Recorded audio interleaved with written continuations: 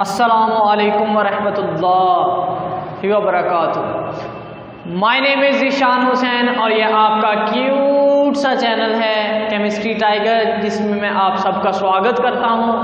ठीक है जी, तो आज हमारा लेक्चर होने वाला है कितना 6। ठीक है जी, लेक्चर नंबर 6 है, जिसमें आज हम पढ़ेंगे inertness of noble gases, class 9 chemistry book, chapter 8 chemical reactivity. Chemical reactivity clear है? ठीक है जी, तो चैनल को अभी तक सब्सक्राइब नहीं किया तो कर दें।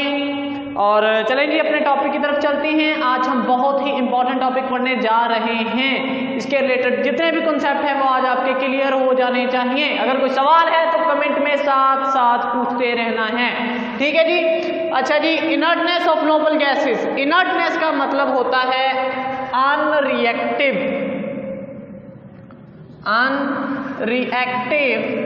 अनरिएक्टिव मतलब क्या? जो रिएक्ट ना करे। ऑफ नोबल, नोबल का क्या मतलब होता है? अजीब यार, मतलब के जो अजीब हो, मतलब कि तो कोई चीज़ हटके हो। ठीक है, कोई चीज़ अलग हो, उसे हम कहते हैं नोबल।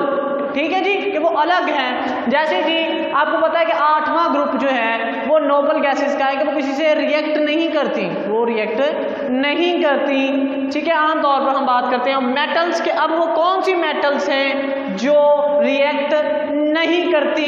वो कौन सी मेटल हैं जो सटकी हैं, जिनको जो बिल्कुल मेंटल हो चुकी हैं, जो किसी से रिएक्शन ही नहीं करती, किसी से लेन देन ही नहीं करती? ठीक है जी, तो उनके बारे में आज हम बात करेंगे।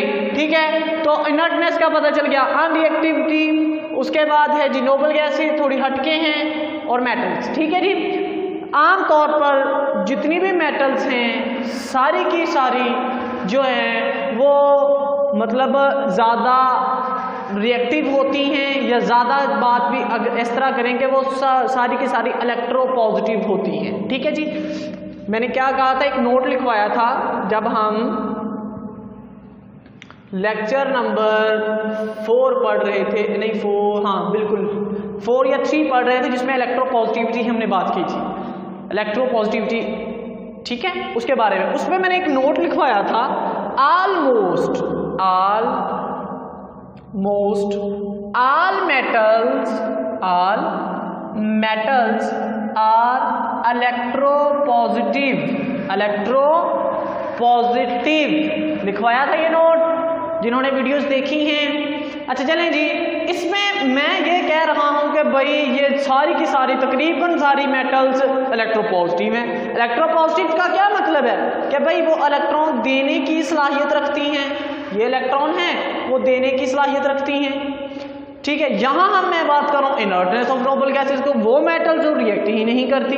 यहाँ पे लिखा है ऑलमोस्ट ऑल मेटल्स आर। ठीक है, तो ऑलमोस्ट तकरीबन, सारे नहीं तकरीबन।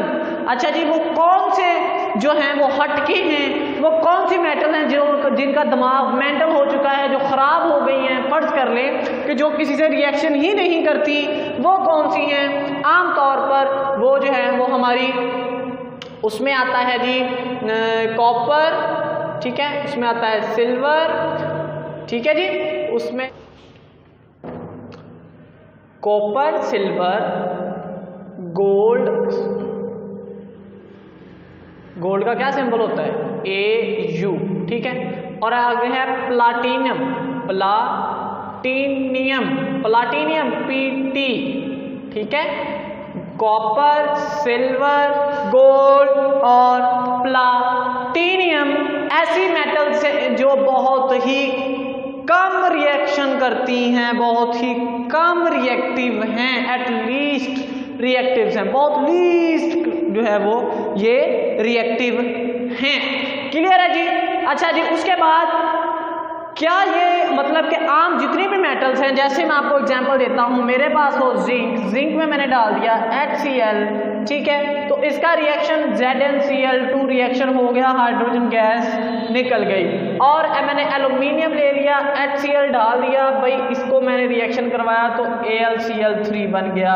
ठीक है जी, मैंने जी सोडियम लिया, मैंने HCl के साथ रिएक्शन करवाया, NaCl बन गया।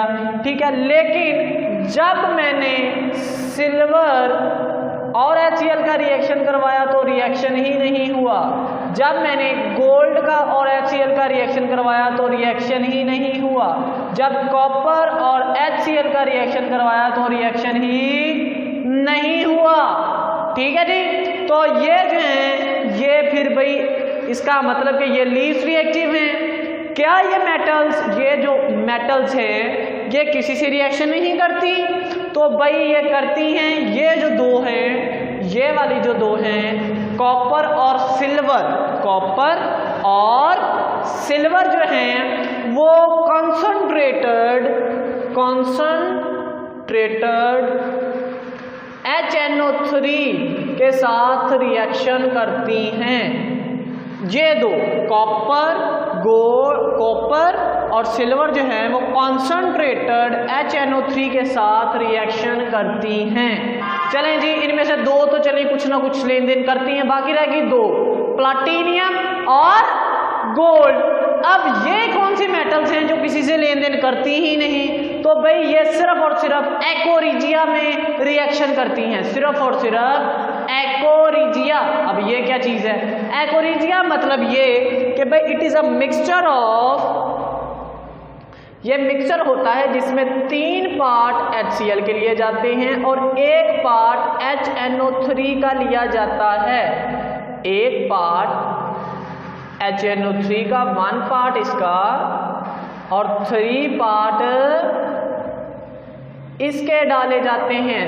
HCl को आपने फर्ज करें 3 ml ले लिया और 1 ml HNO3 यानी नाइट्रिक एसिड को ले लिया तो इनको मिक्सअप कर दें तो उसे कहते हैं एकोरिजिया।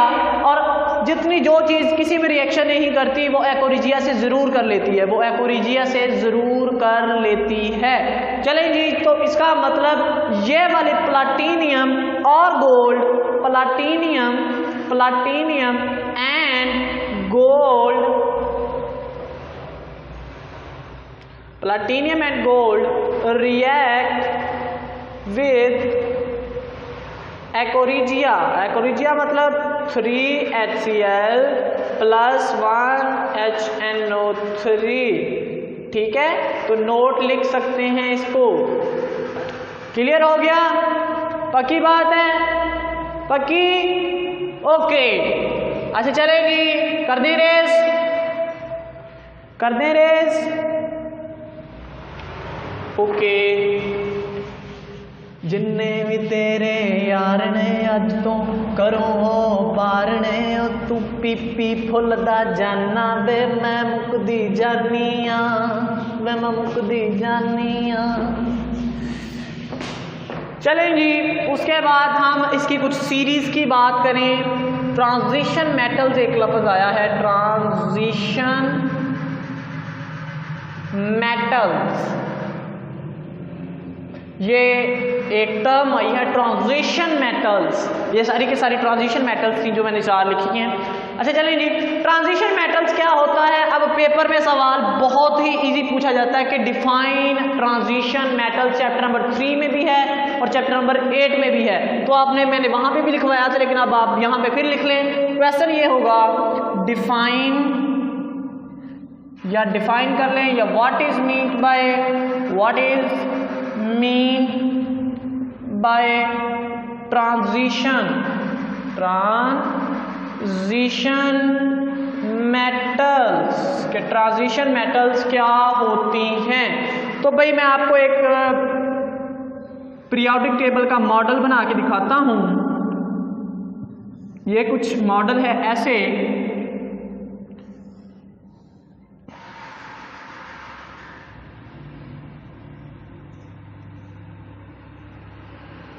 ये तकरीबन ऐसे मॉडल होता है और इसके नीचे भी एक ऐसे है। ये एक मैंने मॉडल बनाया है पीरियोडिक टेबल का। अच्छा जी, इसमें ये वाली जो साइड है इसे हम बोलते हैं S ब्लॉक, इस साइड को बोलते हैं P ब्लॉक, ये हम डिटेल में बात कर चुके हैं। इसको बोलते हैं D ब्लॉक, P ब्लॉक, और ये D ब्लॉक, और ये वाला होता है F ब्लॉक। यानी कि अगर तो वही उसका जो है वो किसी एलिमेंट का जौन से सब शेल में इलेक्ट्रॉन होता है हम उसको उस ब्लॉक में रख देते हैं। तो इसमें जितने भी एलिमेंट्स होंगे उनमें वैलेंस इलेक्ट्रॉन जो है वो एस ब्लॉक में होंगे, इसमें पी में होंगे, इसमें डी में होंगे और इसमें एफ में होंगे। ठीक है जी। तो अब डी ब्लॉक जो है इसको हम ट्रांजिशन मेटल्स कहते हैं। जो जितना डी ब्लॉक है वो सारे का सारा ट्रांजिशन मेटल्स होती हैं, ये ट्रांजिशन मेटल्स हैं। अच्छा जी, इनको डिफाइन करना है हमने, तो आप बताएंगे कि भाई ये S और P के दरमियान में है। ठीक है। उसके बाद इसकी जो प्रॉपर्टीज हैं वो इसके और इससे दोनों के दरमियान में है, यानी कि वो कभी ये शो कर देता है और कभी ये शो कर देता है। ट्रांजिशन मेटल्स जो हैं ये अपनी वेरिएबल ऑक्सीडेशन शो करते हैं, वेरिएबल ऑक्सीडेशन, यानी ये कभी इलेक्ट्रॉन ज़्यादा ले लेते हैं या दे देते हैं या कभी कम दे देते हैं। ठीक है जी। तो और इनकी वेरिएबल ऑक्सीडेशन होती है। क्लियर हो गया जी। अब आंसर लिखें। ओके, तो आंसर हमारा है transition metals are lie between S block and P block elements and its properties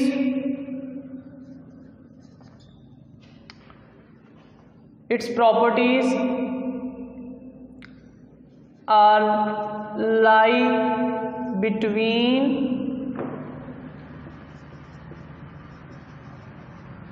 S and P block elements. ऐसे भी लिख सकते हैं या आप ऐसे कर सकते हैं, दे शो प्रॉपर्टीज बिटवीन। ठीक है, वो जो प्रॉपर्टीज है वो अपनी शो करते हैं एस और पी ब्लॉक के दरमियान। ठीक है जी। क्लियर हो गया सबको? पक्की बात है? ठीक है जी, कर दे रेस। ओके। वे तू पीपी फुलदा जाना वे मैं मुकदी जानिया, जे मन ना ते मन जावे नहीं तो पेके जानिया, नहीं तो पेके। अच्छा चलें जी, उसके बाद हम बात करते हैं सीरीज़ के हवाले से कि ट्रांजिशन सीरीज़ कितनी हैं, और मतलब कि ट्रांजिशन जो ऐप उसमें कितने मतलब पीरियड्स आते हैं। तो उसमें अभी 3 पीरियड्स आते हैं, ये आपको स्क्रीन पे शो हो रहा होगा। ठीक है जी। फर्स्ट, सेकंड, थर्ड नज़र आ रहा है ना दरमियान, जिसको मैंने हाईलाइट किया हुआ है। ठीक है, क्लियर हो गया? 4, 5 और 6, 4, 5 और 6। ठीक है जी। तो इसमें सारे के सारे जितना भी 3 सीरीज हैं, तो 3 सीरीज की जो है वो each series containing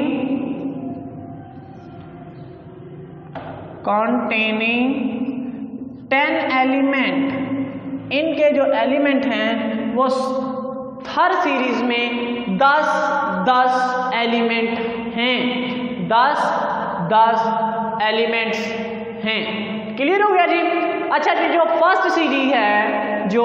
first series है उसकी सारी की सारी मेटल्स जो हैं वो एक्टिव हैं, वो बाकी मेटल्स की तरह ही रिएक्शन करती हैं जैसे एस ब्लॉक की करती हैं, लेकिन उसमें सिर्फ एक मेटल ऐसी है, एक बदमाश है जो कि अनरिएक्टिव है, यानी कि वो रिएक्ट नहीं करती, और वो कौन सी है? उसका नाम है कॉपर।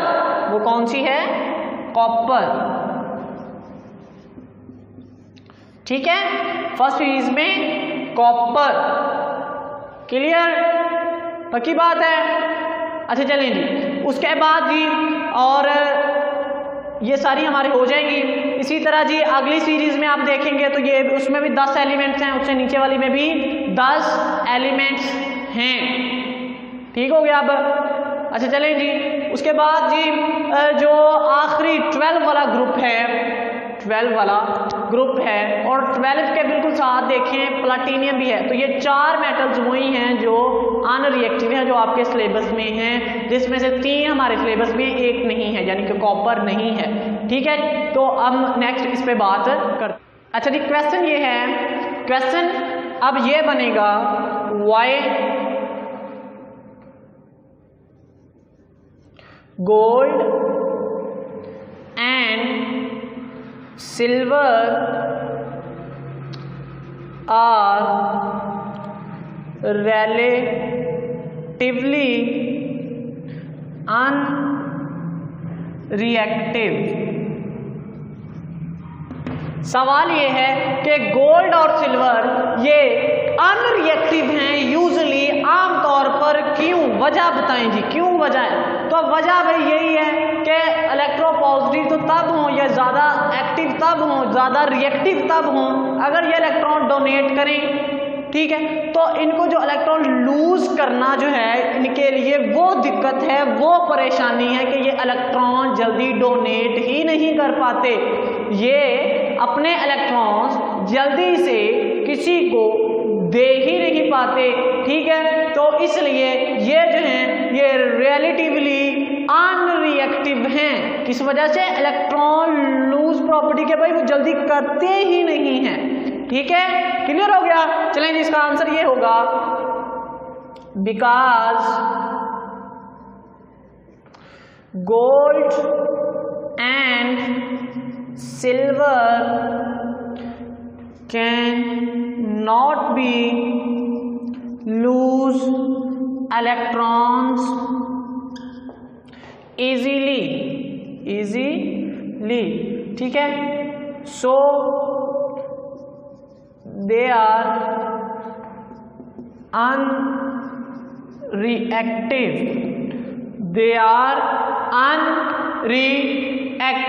क्यों जी? क्योंकि वो इलेक्ट्रॉन नहीं दे पाते, क्लियर हो गया? पक्की बात है। अच्छा चले जी, अब हम जो है इसको रेज करते हैं और सिल्वर के बारे में कुछ देखते हैं कि ये सिल्वर क्या चीज़ है, इसकी प्रॉपर्टीज़ क्या हैं, ये किस पे डिपेंड करता है, या क्या चीज़ इस पे जो है वो ज़्यादा फोकस होती है, या जो भी इसके बारे में जो इन्फॉर्मेशन है वो हम आपसे शेयर करते हैं। बात समझना है, शॉर्ट क्वेश्चन बहुत ज़्यादा अहम है। सिल्वर के बारे में अब हमने देखना है कि सिल्वर क्या होता है। सिल्वर। ठीक है जी, तो सबसे पहले क्वेश्चन ये आएगा, write the properties of silver. हर दफा इस तरह अक्सर किसी न किसी बोर्ड में पूछा जाता है, इसलिए नोट कर लें इसकी प्रॉपर्टीज कौन कौन सी हैं। अच्छा चलिए जी, प्रॉपर्टी डिस्कस करते हैं। सबसे पहले तो ये वाइट लस्ट्रस मतलब चमकदार एक सॉलिड मेटल है, ठीक है। तो हम लिखते हैं जी इसकी फर्स्ट प्रॉपर्टी। फर्स्ट में हम क्या लिखेंगे, it is white lustrous metal, it is a white lustrous metal. उसके बाद जी ये एक बहुत अच्छी गोल्ड और सिल्वर, आपको पता है कि बहुत अच्छे कंडक्टर होते हैं किसके, हीट और इलेक्ट्रिसिटी के। चलें जी अगली प्रॉपर्टी लिखते हैं, silver is good conductor of heat and electricity, के हीट और इलेक्ट्रिसिटी की बहुत अच्छे कंडक्टर होते हैं, बहुत अच्छे कंडक्टर हैं ये हीट और इलेक्ट्रिसिटी के। अच्छा चलें जी, उसके बाद आपको पता है कि सिल्वर और गोल्ड ही बहुत ज़्यादा मेलेबल, यानी कि उसको हम मेलेबल और डक्टाइलेबल हैं, ठीक है, कि हम उसकी तारें बना सकते हैं लंबी से लंबी बगैर टूटे हुए, ठीक है। उसको शीट्स में कवर कर सकते हैं विदाउट विदाउट ब्रेकिंग। ठीक है जी, क्लियर जी। चलें जी, हम अगली प्रॉपर्टी लिखते हैं। It is highly malleable and ductile. Malleable और डक्टाइलेबल है, सबसे ज्यादा गोल्ड और उसके बाद सिल्वर, उसके बाद सिल्वर। क्लियर हो गया जी, पक्की बात है, ठीक है। अच्छा चलिए जी, उसके बाद जी अगर हम इस पे इसकी सरफेस को पॉलिश कर दें तो ये अच्छे रिफ्लेक्टर बन जाता है, अच्छी रिफ्लेक्टर बन जाती है किसकी, लाइट की। ये बहुत ज़्यादा लाइट को रिफ्लेक्ट करना शुरू कर देती है।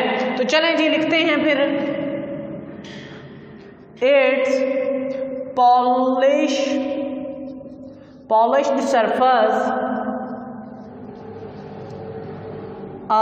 polished surface, a good reflector of light। अच्छा जी, ये जो है यही इसकी पॉलिश्ड सरफेस एक अच्छी रिफ्लेक्टर है, एक अच्छी रिफ्लेक्टर है। ठीक है जी, क्लियर है, नजर आ रहा है अभी सबको? शाबाश, नजर आ रहा है। अच्छा जी, उसके बाद वो कहते हैं, इसको रेस कर दें। नी तू देख दी तजा हल्ले होई शुरुआत तेरे पीछे की करदा, पीछे की करदा, वो पैसा तेरे लिए कमाता। अच्छा चलें जी, उसके बाद सर्च करें। ये मेरे पास एक सिल्वर है, सिल्वर। अच्छा जी, इसको हमने एयर में रख दिया तो इसका ऑक्साइड बनेगा, इसके ऊपर ऑक्सीजन रिएक्शन करेगी और सिल्वर ऑक्साइड बन जाएगा, और सिल्वर ऑक्साइड बन जाएगा, सिल्वर ऑक्साइड बन जाएगा। अच्छा जी, इस सिल्वर ऑक्साइड ने क्या किया कि जो अंदर वाली उसकी अंदर जो आगे मतलब सरफेस जहां तक ऑक्साइड बन गया वो तो ठीक है, लेकिन आगे ऑक्सीजन को वो पास आउट नहीं करने देगा और वो चीज़ प्रोटेक्ट हो जाएगी। वो एज जो इसका ऑक्साइड सिल्वर का बना है, इसने इस सरफेस को प्रोटेक्ट करना शुरू कर दिया है, इस सरफेस को प्रोटेक्ट करना शुरू कर दिया है। क्लियर हो गया? पता चला क्या हुआ कि भाई इसका ऑक्साइड बन गया, ऑक्साइड ने इसको अंदर से प्रोटेक्ट करना शुरू कर दिया, यानी कि अंदर वाली सरफेस को प्रोटेक्ट करना शुरू कर दिया कि भाई अब आप ऑक्सीजन पास नहीं होगी। ठीक हो गया जी अब? अच्छा जी, उसके बाद कहता है कि भाई अगर हम इसको रख दें हवा में तो इस पर ज़्यादा इतना फोकस, मतलब आम जो है हवा इस पर इतना ज़्यादा इफेक्ट नहीं करती, इतना ज़्यादा इफेक्ट नहीं करती। ठीक है, तो हम लिखते हैं जी, under normal condition air is not effect on silver, कि ये जो है इतनी ज़्यादा हवा इस पर इफेक्ट नहीं करती। अच्छा जी, उसके बाद कहते हैं कि अगर भाई एटमॉस्फेयर में सल्फर के कंपाउंड्स हैं तो उसको हवा में हम रख देंगे तो उससे क्या होगा कि वो मैली हो जाएगी, वो टर्निश मतलब मैली, कि वो मैली हो जाएगी, वो जो मेटल है वो थोड़ी गंदी हो जाएगी। चलिए सिंपल सी बात करें तो गंदी हो जाएगी, थोड़ी मैली हो जाएगी, उस पर मैल आ जाएगी। जिस तरह, छोड़े यार क्या कहें आपको, फिर चलें। It tarnish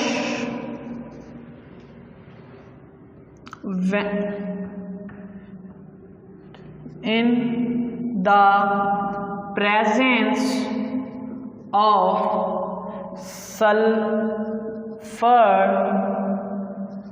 compounds, sulfur compounds such as hydrogen sulphide, इसका नाम क्या है, hydrogen sulphide, hydrogen sulphide. Certified, ये इसकी यहाँ तक प्रॉपर्टीज हैं, अभी तक मैंने जितनी भी लिखी हैं वो सारी की सारी इसकी प्रॉपर्टीज हैं, प्रॉपर्टीज हैं। क्लियर जी?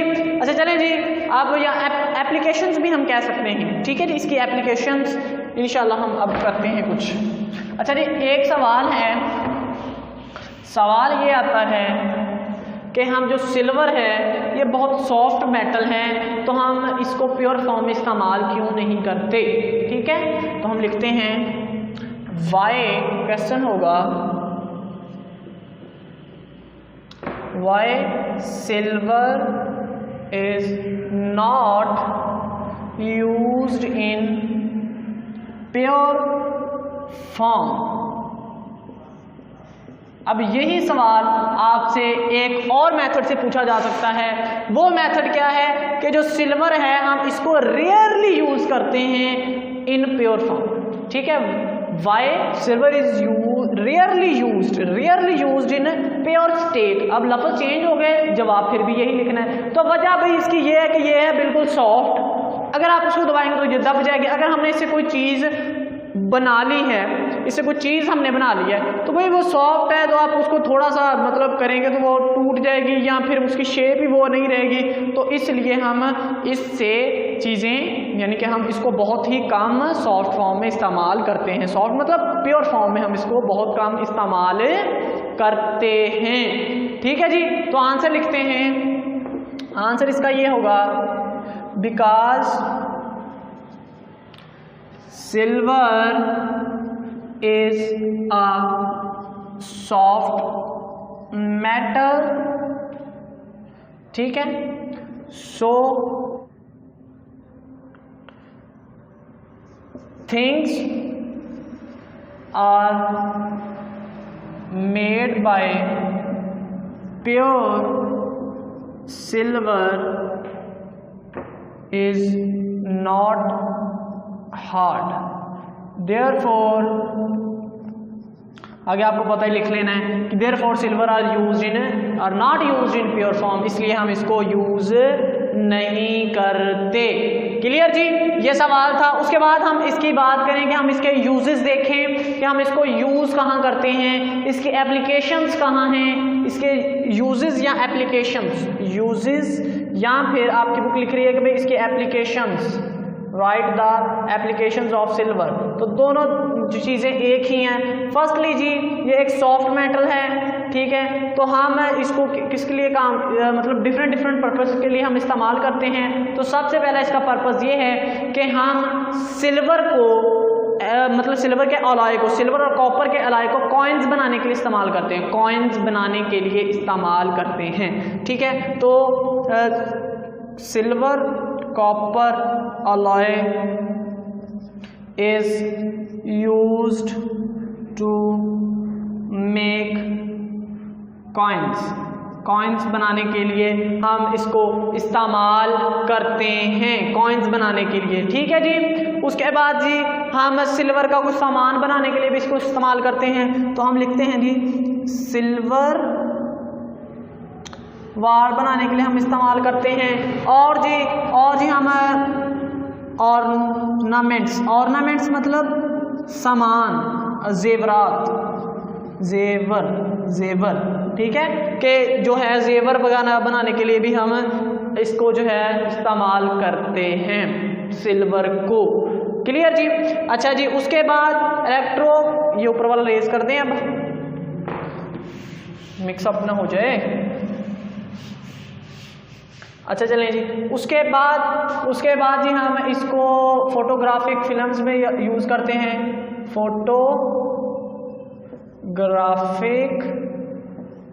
फिल्म्स में जो है वो इसको इस्तेमाल करते हैं। ठीक है जी, और फोटोग्राफिक फिल्म के बाद मिरर इंडस्ट्री में भी इसको इस्तेमाल करते हैं। लास्ट रह गया है, लास्ट जो है वो हम प्रिपरेशन ऑफ डेंटल प्रिपरेशन में इस्तेमाल करते हैं, डेंटल प्रिपरेशन, ठीक है। दांत वगैरह बनाने के लिए भी हम सिल्वर के जो है वो समझने के कंपाउंड्स जो उसको इस्तेमाल किया जाता है। वीडियो अच्छी लगी तो लाइक करें, चैनल को सब्सक्राइब नहीं किया तो कर दें, क्योंकि हम ऐसी वीडियोस लाते हैं रहते हैं। नेक्स्ट अगली वीडियो में हम बात करेंगे गोल्ड और प्लाटीनियम के बारे में। उसके जितने भी क्वेश्चंस होंगे बोर्ड में पूछे जा चुके होंगे और बहुत ज़्यादा इंपॉर्टेंट होंगे, साथ साथ मैं आंसर भी लिखूंगा। तो चैनल को फिर से कह रहा हूँ सब्सक्राइब नहीं किया तो कर ले। मिलते हैं अगली वीडियो में।